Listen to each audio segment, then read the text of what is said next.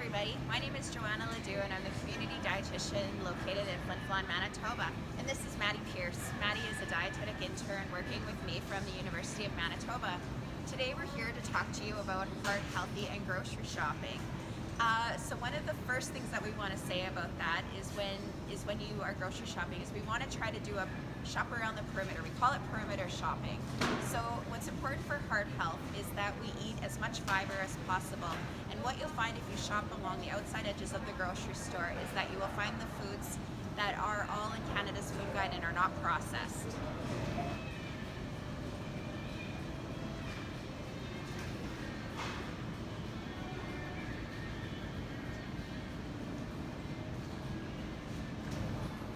So when we're in the produce aisle and we're thinking about heart health, we know that from Canada's Food Guide, we want to have half of our plate be from fruits and vegetables. And we really want to emphasize eating a variety of fruits and vegetables to get the right amount of vitamins and nutrients that you need from them.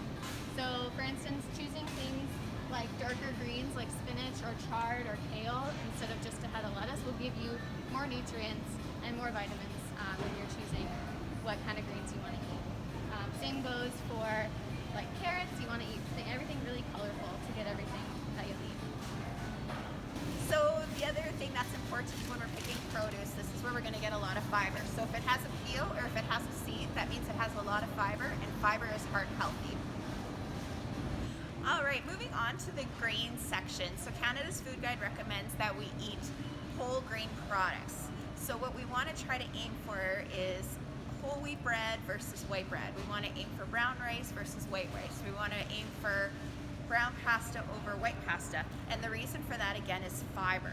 So a quarter of our plate should make up whole grains.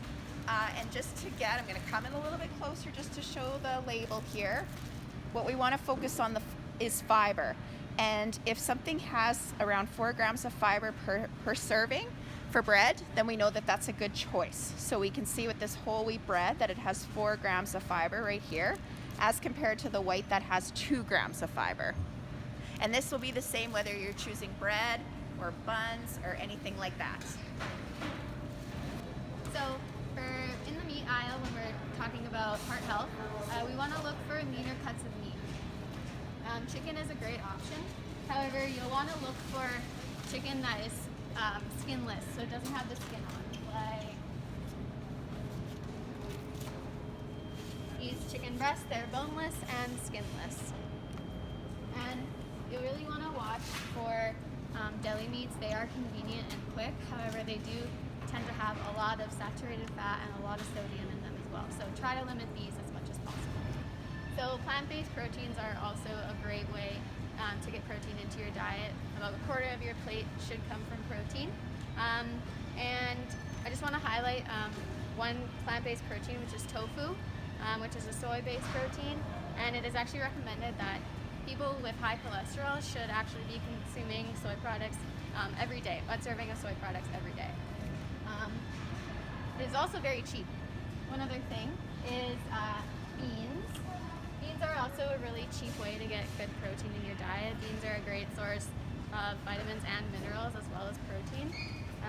One thing you want to look for with canned items is you want to look for things that have no salt added to them, because they can typically be high in sodium when they're canned. So milk and alternatives are also an important part of our protein foods.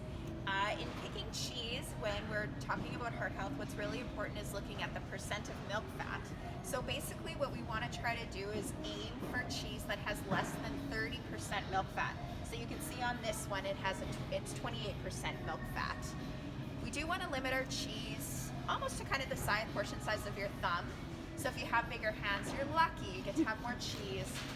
The other part about cheese that we want to watch is that it can have sodium. So we just want to make sure that we're watching our portion size, especially if we have to watch our sodium intake. So we're going to talk about dietary fats now, and we're going to do it as a good cop and as a bad cop. So logically and obviously, I'm the bad cop. So we'll start with the unhealthy fats. So what we want to try to do is avoid or limit the amount of unhealthy fats that we're having in our diet, which is saturated fats and trans fats, because they can both raise your cholesterol. So what we want to do is we want to try to avoid butter, as butter is a saturated fat. We also want to try to avoid these stick margarines down here, as those are a trans fat. So those are not heart healthy. They will raise your cholesterol. And what you want to look for are heart-healthy oils such as olive oil or canola oil.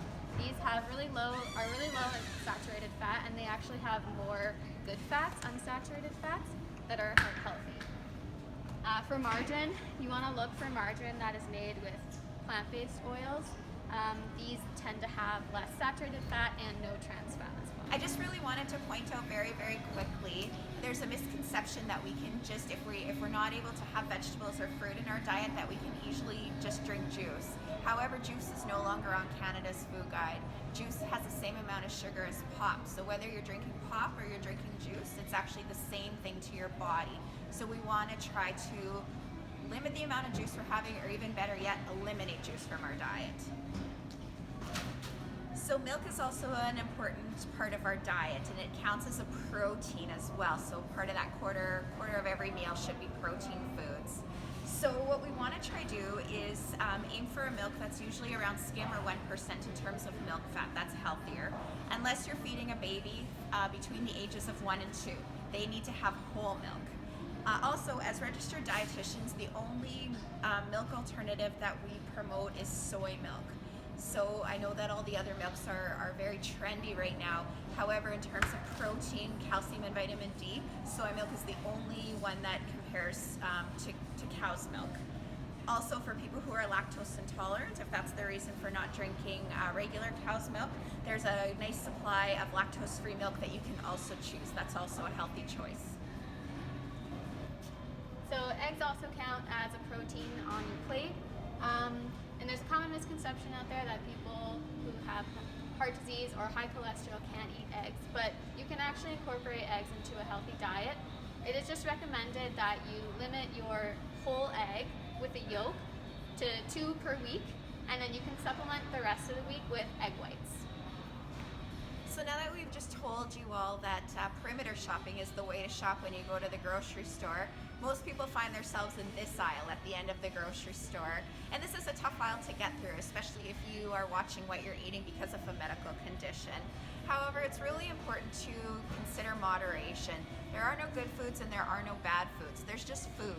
So it's important to include some of these foods, you know, as a treat once in a while, and it's actually okay. It's not unhealthy to do that. It's really important when you're eating heart healthy to watch how much sodium you're getting in your diet.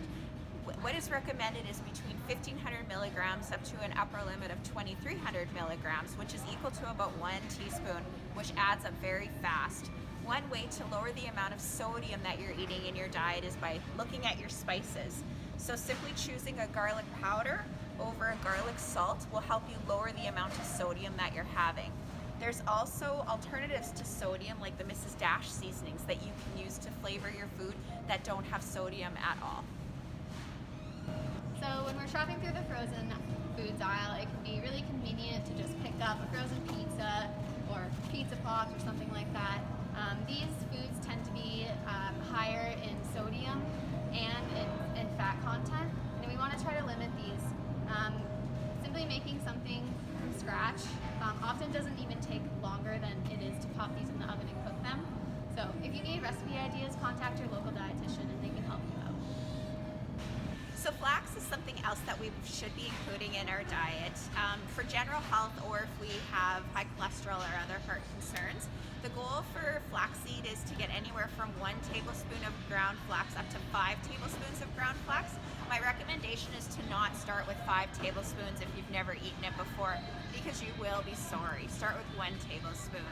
So you can buy the ground flax at the grocery store, you can add it to cereal, you can add it to yogurt, you can add it to almost anything.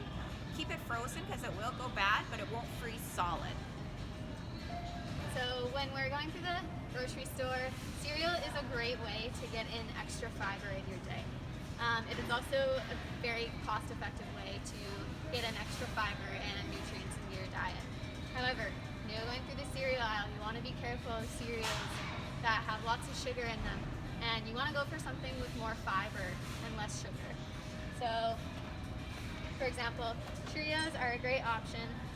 Just plain Cheerios, they have 1 gram of sugar per serving, and they have about 3 grams of fiber per serving as well. So that's pretty good for a serving of cereal. Things to look out for are sugary cereals such as Lucky Charms, where they have very little fiber and other nutrients, and they have about 9 grams of sugar per serving. And that is actually less of a serving than the Cheerios represents. So you just want to watch out for those 2 things. And as dietitians, we all recommend that the best kind of cereal is good old oats, which are high in omega-3s, and they have a lot of fiber per serving as well. So we want to thank you for joining us today on our virtual grocery store tour. We hope you enjoy it. If you have any questions, please feel free to call me, Joanna, at the Primary Healthcare Center in Flin Flon. My number is 204-681-3149. What we want to remember for heart healthy shopping is to include as much fiber as we possibly can, and really limit our sodium. Make half of those every meal vegetables and fruit. A quarter of our meals should be protein. A quarter of our meals should be whole grains. And foods that don't fit on the food guide, enjoy them in moderation.